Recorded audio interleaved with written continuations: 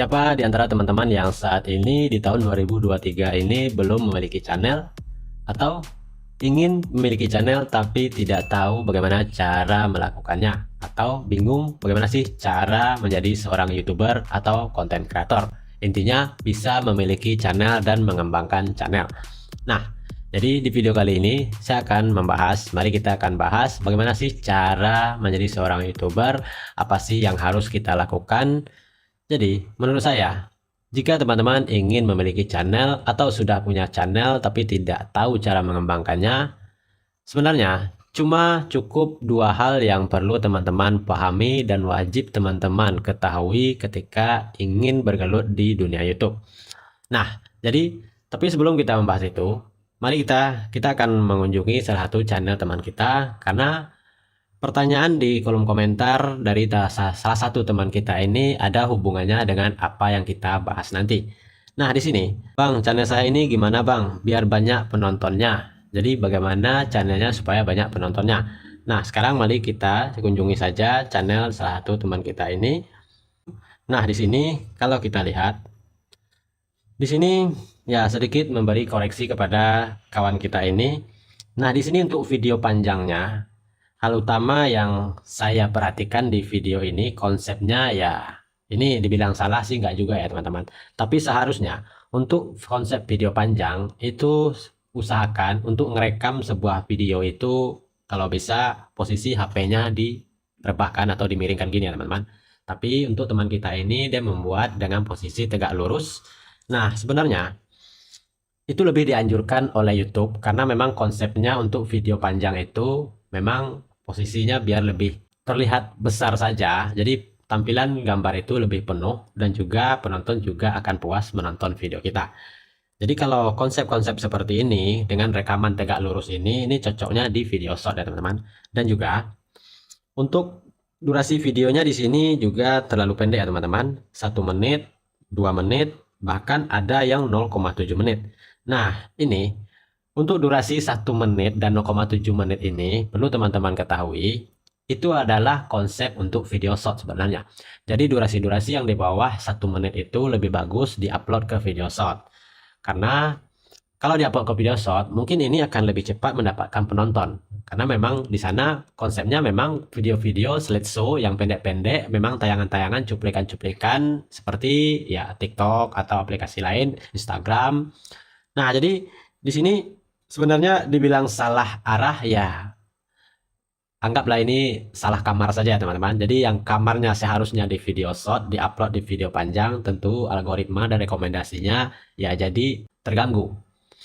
Karena untuk video panjang sendiri itu minimal durasi video itu di atas 5 menit. Kalau di bawah 5 menit itu rekomendasinya juga sedikit, apalagi hanya berdurasi 0,7 menit atau 1 menit. Jadi itu mungkin dibilang kesalahan ya, untuk dikoreksi kembali cara uploadnya dan jenis rekam videonya harus direbahkan ya teman-teman. Nah, yang kedua yaitu tidak adanya thumbnail untuk penguat dari penonton ingin menonton video dari teman kita ini. Jadi sebenarnya seperti yang saya katakan tadi, cukup dua saja yang perlu teman-teman pahami ketika ingin menjadi seorang YouTuber. Yang pertama yaitu kita harus lakukan persiapan. Ya, seperti apa persiapan yang kita lakukan? Yang pertama, kita harus memikirkan apa sih topik yang akan kita kembangkan. Kita harus memilih dulu topik apa yang sekiranya bisa atau mampu kita cover, kita kembangkan, dan kita bisa meluangkan waktu untuk membuat video tersebut. Yang kedua yaitu memahami cara kerja YouTube itu tadi. Nah, bagaimana cara kerja YouTube? Ya, yaitu tadi. Apa sih yang diinginkan YouTube dari video kita? Yang pertama, ya YouTube pengennya kalau untuk video panjang, untuk ukuran gambarnya yaitu rekaman dengan posisi HP rebah atau miring seperti ini. Tapi kalau untuk video short tegak lurus, itu supaya penonton lebih puas menonton video kita. Dan durasinya bagaimana? Ya, durasi yang dianjurkan oleh YouTube itu yaitu 5 menit, 6 menit, dan 8 menit ke atas. Kalau 5 menit, ya kita hanya mendapatkan 1 atau 2 iklan saja. Dan di bawah 8 menit juga kita hanya mendapatkan 2 iklan saja pada video kita. Tapi kalau durasi di atas 8 menit video kita, itu kita bisa mendapatkan 3 iklan nantinya pada video kita. Nah, kalau channel kita sudah monetisasi, kalau video kita itu rata-rata di atas 8 menit, tentunya kita akan mendapatkan 3 iklan, dan untuk pendapatannya juga tentunya berbeda juga karena iklan yang ada di video kita 3. Dan juga untuk konsepnya seperti itu tadi, apa yang diinginkan oleh YouTube. YouTube menginginkan video yang berkualitas. Ya, berkualitas di sini nih bukan berarti kita kalau HP kita itu HP tidak bagus, kameranya tidak bagus, bukan berarti YouTube tidak mengizinkan kita untuk bergabung di partner YouTube. Tidak masalah. Yang berkualitas di sini maksudnya yaitu bagaimana kita bisa membuat penonton itu puas dengan hasil karya kita. Jadi bagaimana konsepnya, cara editing kita. Makanya ketika kita ingin menjadi seorang content creator atau YouTuber, setidaknya kita harus bisa editing walaupun hanya editing simpel-simpel saja. Setidaknya kita bisa memotong-motong video dan mengedit-edit video dan membuang bagian-bagian yang tidak dibutuhkan yang membuat penonton bosan. Itu penting ya teman-teman. Jadi jangan ketika merekam video, semua video yang kita rekam dari awal dari 1 menit sampai berdurasi 10 menit, mungkin dalam durasi yang 10 menit itu hanya ada 2 menit atau 1 menit ending dari video kita. Nah, tentunya yang 9 menitnya tentunya hanya video biasa yang membuat penonton jenuh. Nah, bagaimana kita bisa membuang video-video yang bisa membuat penonton jenuh itu sehingga penonton tidak bosan ketika awal menonton video kita. Dan bagaimana kita meletakkan ending-ending video kita itu pada tempat-tempat di mana penonton mulai bosan. Misalkan seperti di awal video kita menampilkan sebuah cuplikannya saja, bagaimana kita bisa membuat penonton itu penasaran ketika di awal video mereka melihat cuplikan video kita yang menarik dan penasaran apa sih isi dari video kita.